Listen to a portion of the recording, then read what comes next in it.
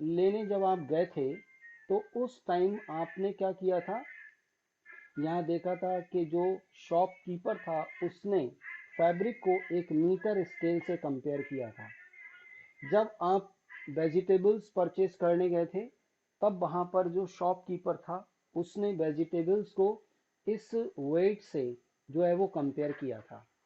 और ऐसे ही आपने जब देखा था कि मिल्क मैन जब आपके घर आता है और उससे आप जब आप मिल्क लेते हो तो वो मिल्क को कंपेयर करता है एक लीटर स्केल जो होता है, इस लीटर स्केल से वो कंपेयर करता है, राइट। तो ये कंपैरिजन आपने यहाँ पर देखे थे। तो measurement of a physical quantity is the process of comparing a physical quantity with a standard amount of the physical quantity of the same kind called unit।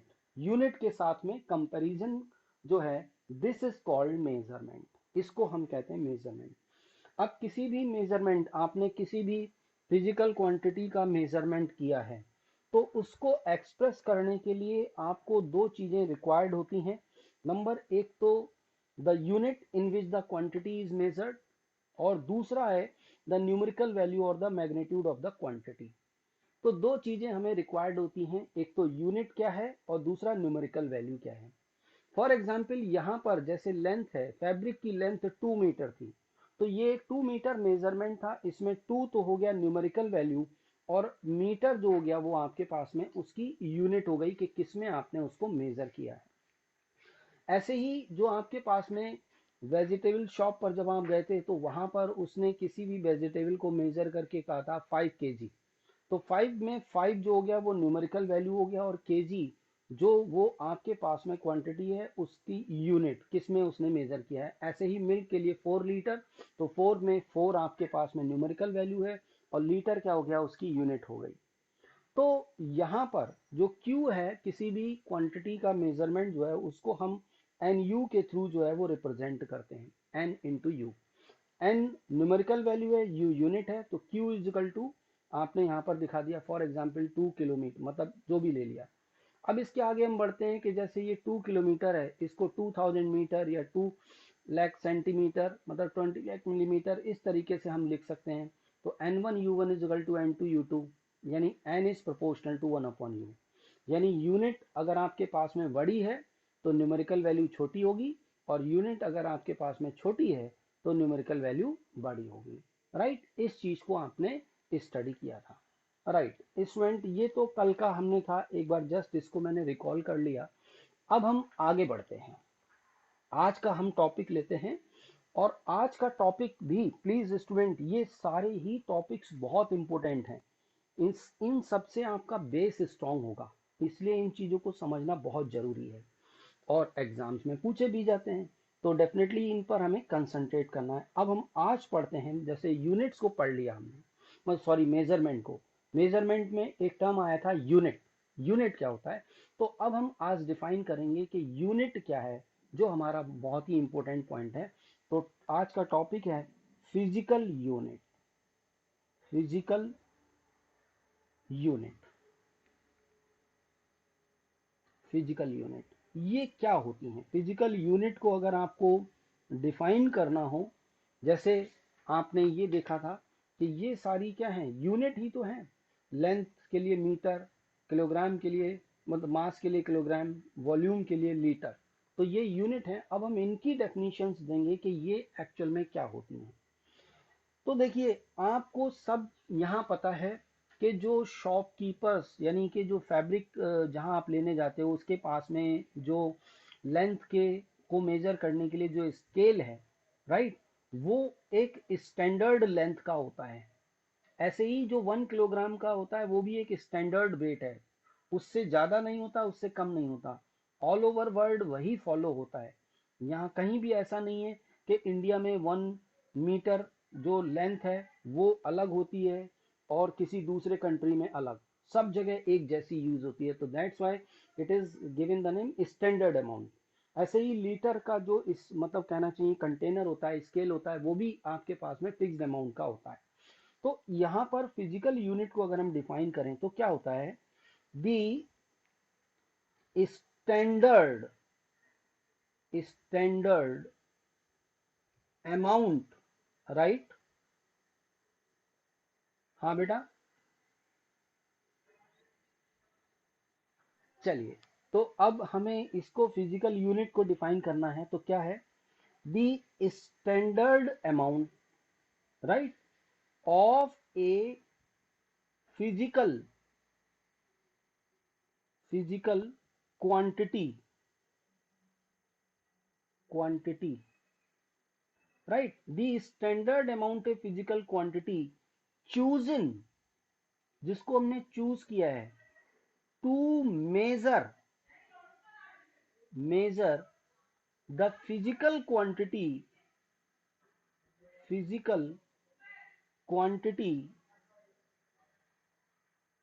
of the same kind, of the same kind is called a physical unit, a physical unit। तो ये definition है आपके पास में physical units की। Physical units जैसे ये जो units हैं, तो देखिए क्या है, the standard amount of a physical quantity, जैसे यहाँ लेंथ को लेकर के कर रहे हैं, तो इसका एक स्टैंडर्ड अमाउंट होता है, इसकी एक फिक्स्ड लेंथ होती है, ना उससे ज्यादा होगी और ना उससे कम होगी, राइट। तो ये आपके पास में लेंथ के लिए हो गया। ऐसे ही मास को मेजर करने के लिए ये 1 किलोग्राम का वेट है, तो 1 किलोग्राम इसका वेट फिक्स होता है, ना तो ये 1 किलोग्राम से ज्यादा होगा ना 1 किलोग्राम से कम होगा, ठीक है, क्योंकि अगर कम और ज्यादा हुआ तो फिर वो उसके इक्वल नहीं हो पाएगा। और ऐसे ही वॉल्यूम को मेजर करने के लिए 1 लीटर है, तो इसका भी ये चीज क्या होता है, फिक्स होता है, वॉल्यूम फिक्स होगा इसका 1 लीटर। तो यहाँ पर क्या है, the standard amount of a physical quantity, physical quantity कुछ भी, length, mass, volume, choosing to measure the physical quantity of the same kind, यानी लेंथ को मेजर करने के लिए या मास को मेजर करने के लिए, वॉल्यूम को मेजर करने के लिए जो हमने एक स्टैंडर्ड अमाउंट यूज किया है, that is called physical unit. तो ये सारी ये सब क्या है, they are the physical units, right. तो इस डेफिनेशन को स्टूडेंट्स आप याद रखेंगे हमेशा, क्या होता है, the standard amount of a physical quantity chosen to measure the physical quantity of the same kind is called a physical unit, right। अब स्टूडेंट्स हम इसमें आगे बढ़ते हैं। हम इन फिजिकल यूनिट्स के अंदर कुछ करेक्टरिस्टिक्स होती हैं, कुछ डिजायरेबल करेक्टरिस्टिक्स होती हैं, उनको हम स्टडी करेंगे, वो हमसे कभी कभी पूछ लिया जाता है। तो अब हमारा हेडिंग है characteristics, characteristics characteristics of a physical unit, physical unit. इस फिजिकल यूनिट के अंदर क्या क्या करेक्टरिस्टिक्स होनी चाहिए, राइट। हम सब लोगों को मालूम है, कुछ तो मालूम ही है, ठीक है। तो जैसे क्या है, पहली करेक्टरिस्टिक क्या होती है, यहाँ पर पहली करेक्टरिस्टिक है, it should be well defined, it should be well defined, ये वेल डिफाइंड होनी चाहिए यूनिट सारी, राइट। मतलब ऐसा ना हो कि हमें इनकी डेफिनेशन देने में क्या है कि कोई प्रॉब्लम हो रही हो, ऐसा नहीं होना चाहिए। तो पहली करेक्टरिस्टिक है, it should be, it should be well defined, well defined, ये वेल डिफाइंड होनी चाहिए, बिल्कुल ठीक बात है। दूसरी करेक्टरिस्टिक पर हम आते हैं, ये जो आपके पास में है, राइट, यूनिट्स, इनका जो साइज है वो कन्वीनियंट होना चाहिए, साइज कन्वीनियंट होना चाहिए, ना तो बहुत छोटा होना चाहिए और ना ही बहुत ज्यादा बड़ा होना चाहिए, क्योंकि बहुत छोटे और बहुत बड़े केसेस में दोनों में प्रॉब्लम होगी। तो कन्वीनियंट साइज होना चाहिए, यानी कि हाँ, यहाँ जहाँ हमें इनको हैंडल करने में कोई प्रॉब्लम ना हो। तो सेकंड प्रॉपर्टी इसके अंदर या करेक्टरिस्टिक जो आती है, it should be, it should be of convenient convenient size, ये कन्वीनियंट साइज की होनी चाहिए। जितनी फिजिकल यूनिट्स हैं भाई, 1 मीटर जो है वो एक आपके पास में फिक्स लेंथ होनी चाहिए, कन्वीनियंट साइज की होनी चाहिए। ना तो बहुत बड़ी होनी चाहिए और ना ही बहुत छोटी होनी चाहिए। ठीक है। नेक्स्ट, तीसरा आपके पास में क्या है, it should not change with time. ये टाइम के साथ चेंज नहीं होनी चाहिए। It should not change with time, with time, ये टाइम के साथ में चेंज नहीं होनी चाहिए। आज मॉर्निंग में इसकी लेंथ हमने कहा कि भाई इतनी है, ठीक है, आफ्टरनून में इसकी आधी रह गई, इवनिंग में इससे और कम हो गई, तो फिर तो ये तो गलत हो जाएगा। ठीक है, तो टाइम के साथ में क्या है, इसके जो कहना चाहिए चेंज इनके अंदर नहीं होना चाहिए। It should not change with time, time के साथ में, मतलब ऐसा ना हो कि हर टाइम चेंज हो रहा है और इनके जो है इनके अंदर वेरिएशन हो रहे हैं। तो फिर हम मेजरमेंट को एक्यूरेटली कैसे हम मेजर कर पाएंगे, किसी भी क्वांटिटी को हम कैसे मतलब करेक्ट जो है वो उसका मेजरमेंट कर सकते हैं। तो ये जो होना चाहिए वो फिक्स होना चाहिए। राइट। नेक्स्ट है, it should be it should be easily easily reproducible. It should be easily reproducible,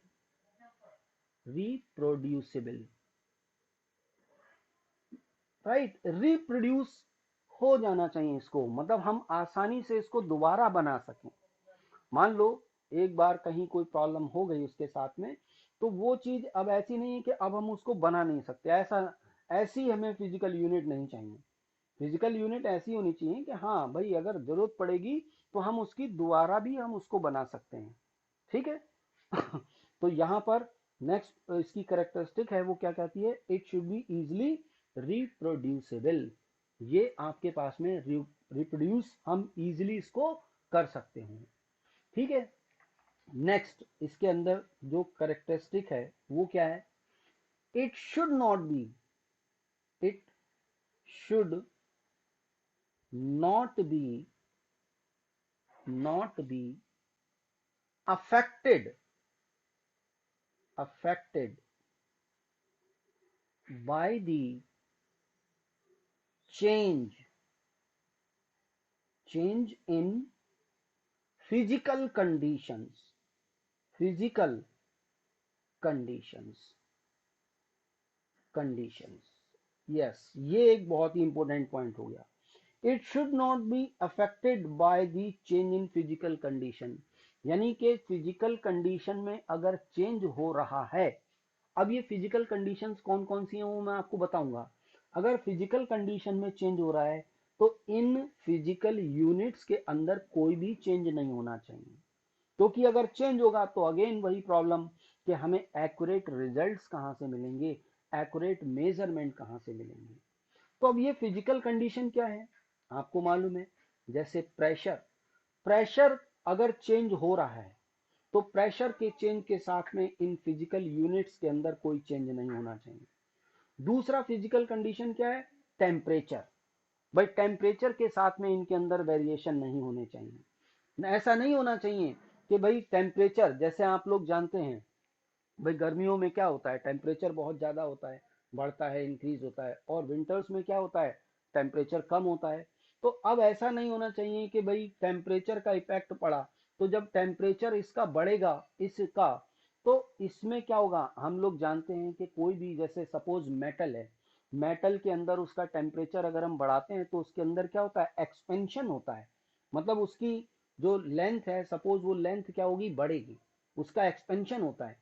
तो अब इसमें क्या होना चाहिए, इन यूनिट्स के अंदर भैया इनका भाई एक्सपेंशन नहीं होना चाहिए, कोई इनके अंदर चेंज नहीं होना चाहिए, टेम्परेचर का, प्रेशर का, जो एटमॉस्फेरिक कंडीशंस हैं उन कंडीशंस का कोई इफेक्ट नहीं होना चाहिए, क्योंकि अगर वो चेंजेस होंगे तो फिर अगर इनमें चेंज हो गए तो फिर अगेन वही प्रॉब्लम, हमें एक्यूरेट रिजल्ट्स मिले कहाँ से। तो ये इनके अंदर करेक्टरिस्टिक्स जो है वो इनके अंदर होना चाहिए, राइट। और दूसरा नेक्स्ट पॉइंट है जो हम जिसको हम कहते हैं कि ये जितनी भी फिजिकल यूनिट्स बनाई हैं, these physical units should be internationally acceptable।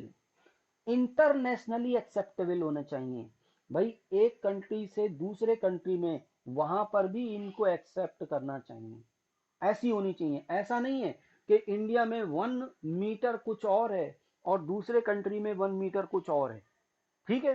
तो वो हम एक्सेप्ट करें सारी चीजें, इन सबको एक्सेप्ट करें कि दूसरे कंट्री भी, क्योंकि हम जब भी इंपोर्ट एक्सपोर्ट करते हैं गुड्स का, तो वहां वहां पर भी मेजरमेंट प्रोसेस जो है वो इन्वॉल्व होता है। तो अब ऐसा नहीं है कि इंडिया से हम कुछ भी इंपोर्ट एक्सपोर्ट कर रहे हैं तो वो अलग फिजिकल यूनिट के साथ में जाएगा, और दूसरे कंट्री से हम कुछ ले रहे हैं तो वहां से कुछ दूसरे मतलब उस फॉर्म में आएगा। तो ऐसा नहीं होना चाहिए। तो नेक्स्ट यहां पर क्या हो गया, इट शुड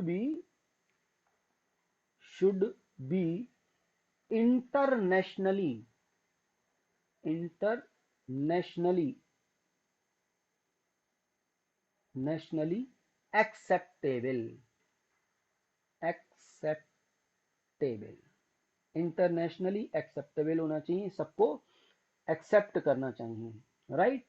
और हम यहाँ पर बस मेन इन्हीं पर ही ध्यान देंगे कि एक फिजिकल यूनिट के अंदर जो है वो आपका ये सारी करेक्टरिस्टिक्स होनी चाहिए। तो स्टूडेंट्स, आपको यहाँ पर आज अभी ये पता लगा होगा कि फिजिकल यूनिट्स क्या होती हैं और इन फिजिकल यूनिट्स की करेक्टरिस्टिक्स क्या होती हैं। एक क्वेश्चन ये पूछ लिया जाता है, राइट। अब हम आगे स्टडी करते हैं fundamental units and derived units. ये तो फिजिकल यूनिट्स हो गई, ठीक है, वो इन जनरल आपके पास में हो गया। अब हम बात करते हैं फंडामेंटल यूनिट्स की। Fundamental fundamental units, fundamental units, fundamental units में क्या है, देखिए, जो आपके पास में फिजिकल यूनिट्स हैं और उन फिजिकल यूनिट्स को आपने कहीं से डिराइव नहीं किया है, the physical units which can neither be derived from one another and nor they can be further resolved into more simpler units, they are called the fundamental units। यानी इसको हम ये ऐसे भी कह सकते हैं, फंडामेंटल यूनिट्स को सिंपल वे में हम कहें the units of fundamental fundamental quantities quantities, right, such as किस किस की, जैसे mass, length etcetera are known as, yes,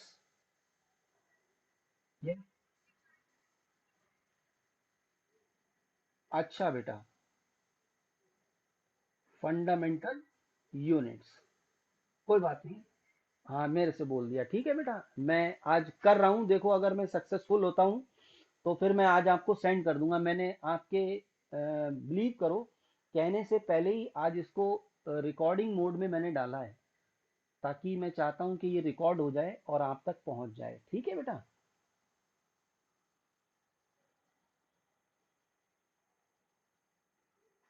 अच्छा अच्छा, ठीक है बेटा, ठीक है, चलिए करते हैं। तो फंडामेंटल यूनिट्स को अगर हम डिफाइन करें तो फंडामेंटल यूनिट्स क्या होती हैं, the units of fundamental quantities, जो फंडामेंटल क्वांटिटीज हैं, ठीक है।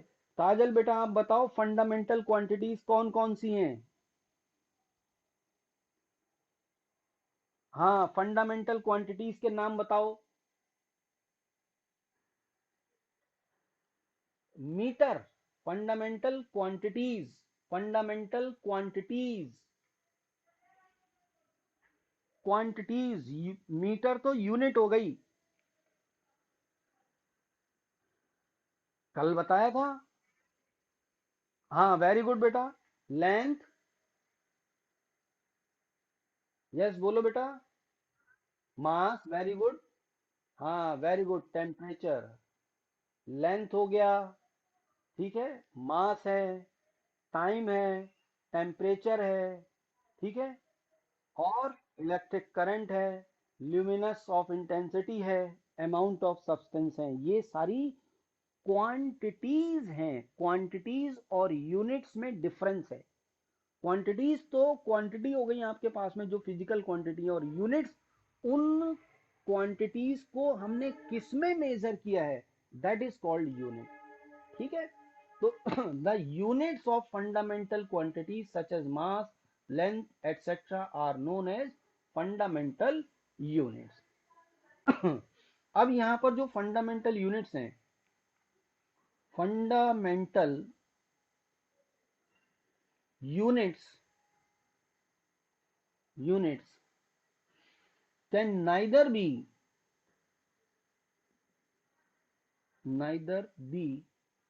derived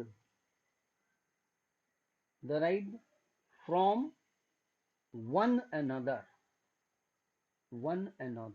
ये एक दूसरे से डराइव नहीं होती, यानी कि मीटर, और जो मीटर और किलोग्राम है और लीटर है, इनका आपस में कोई रिलेशन नहीं है, कोई रिलेशन नहीं है, ठीक है। Nor they can be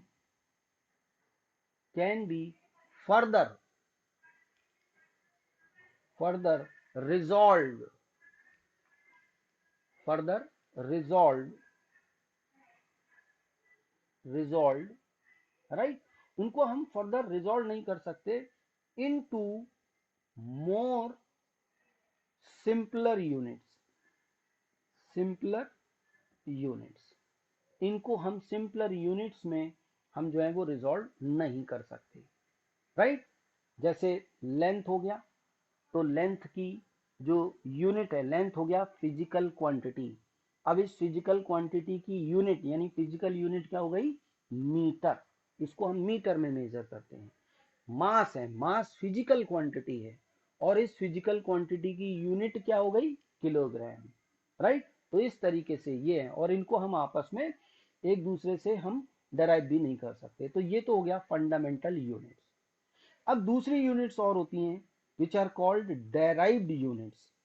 derived units, derived units क्या होती हैं, अब इनका नाम है, आपको मालूम है डेराइव्ड, डेराइव किए हैं, इनको आपने निकाला है किसी से, मतलब प्राप्त कर लिया है।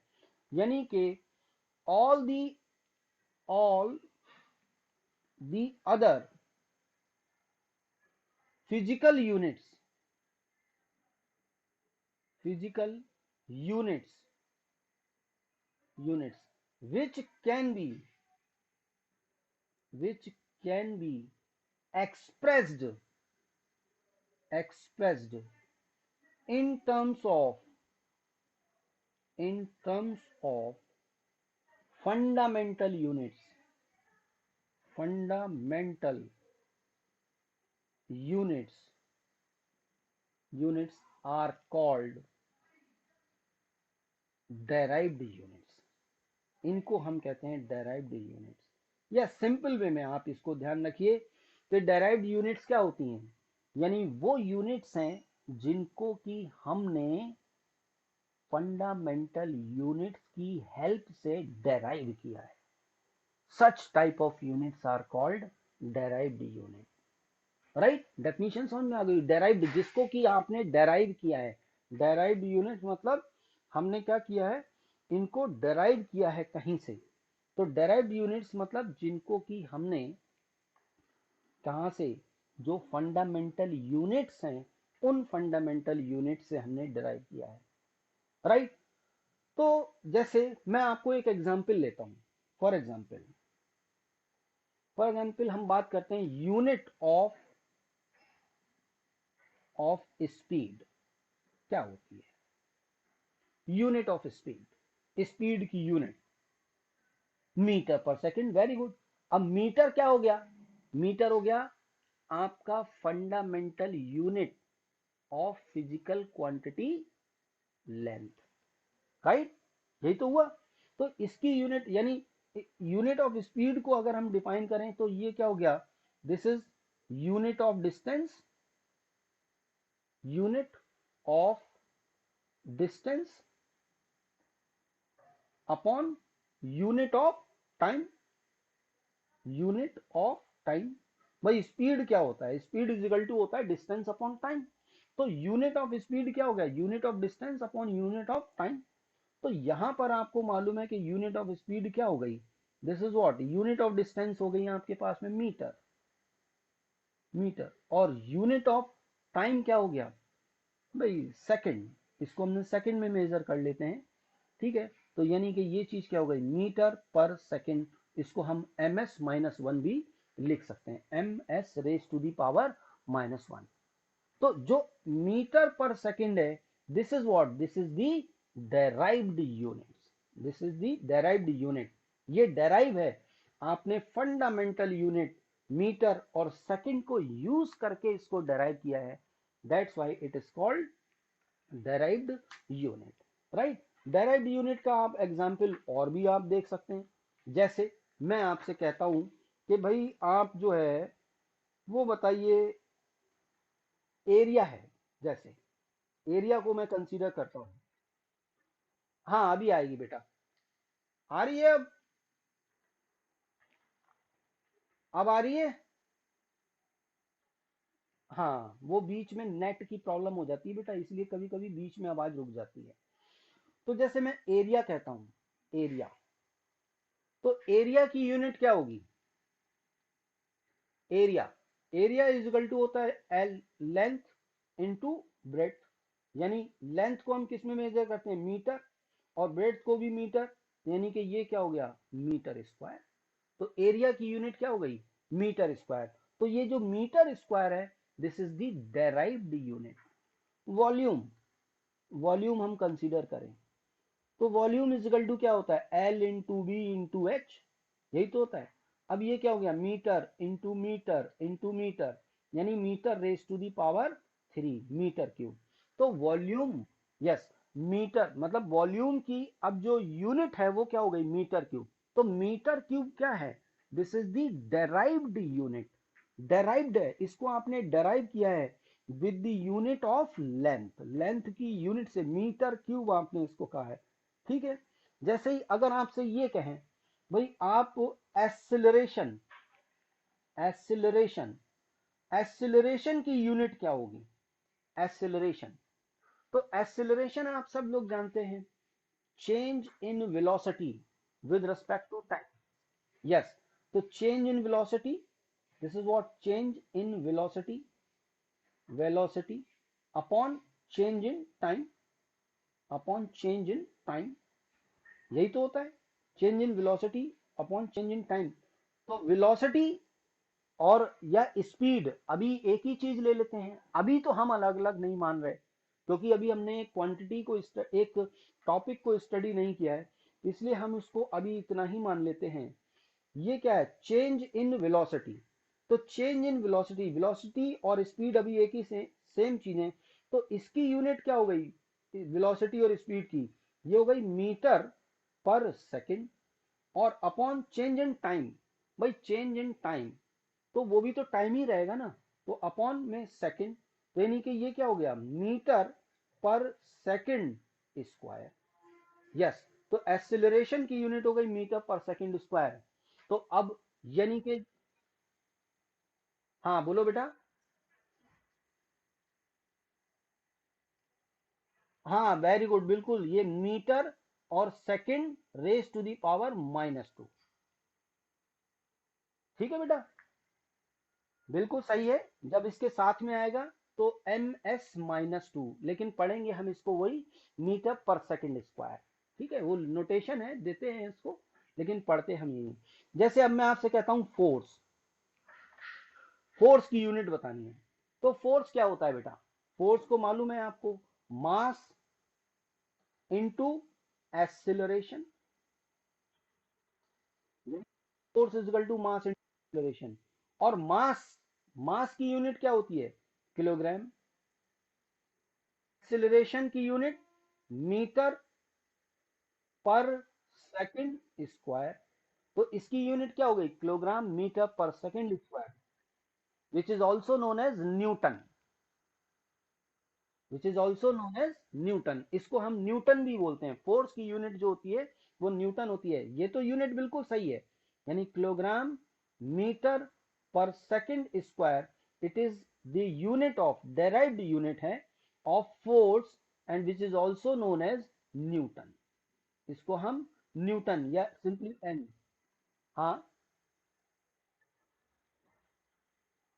हाँ, न्यूटन आप एक तरीके से मतलब उसको कह सकते हैं कि भाई डेराइव्ड है, आपने उसमें देखा है। लेकिन डेराइव्ड यूनिट की हम डेफिनेशन वैसे देते हैं कि जो फंडामेंटल यूनिट से डिराइव की गई है।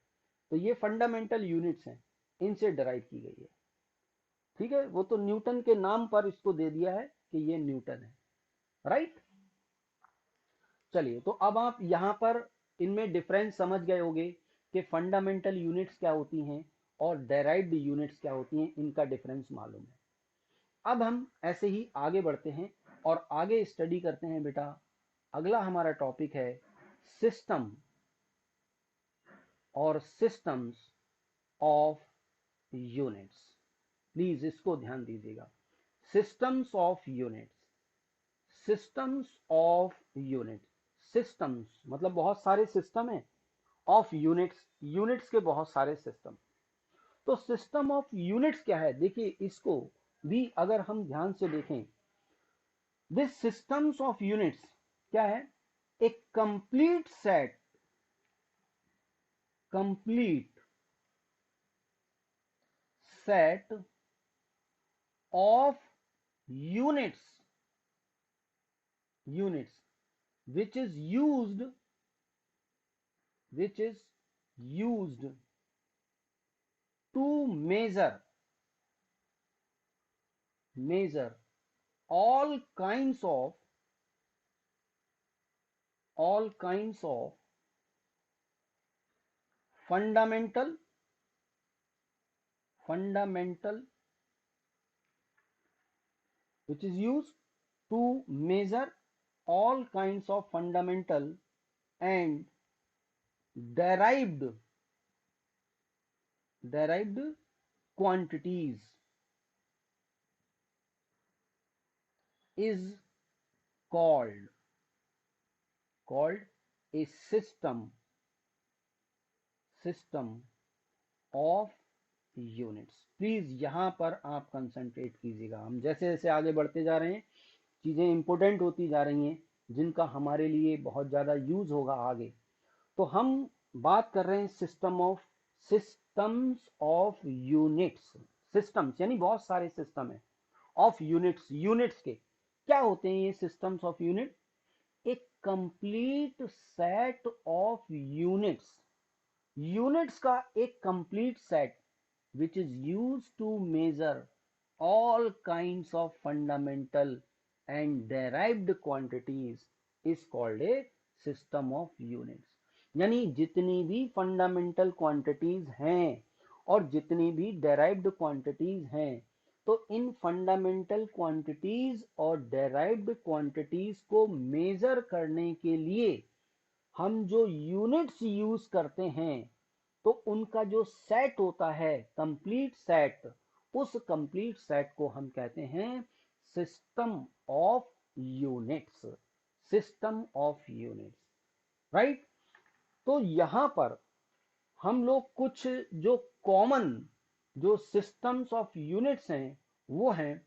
फॉर एग्जाम्पल अगर मैं आपको बताऊं, यहां पर आप इन सब से अवेयर हो, आप जानते हो इन सब को।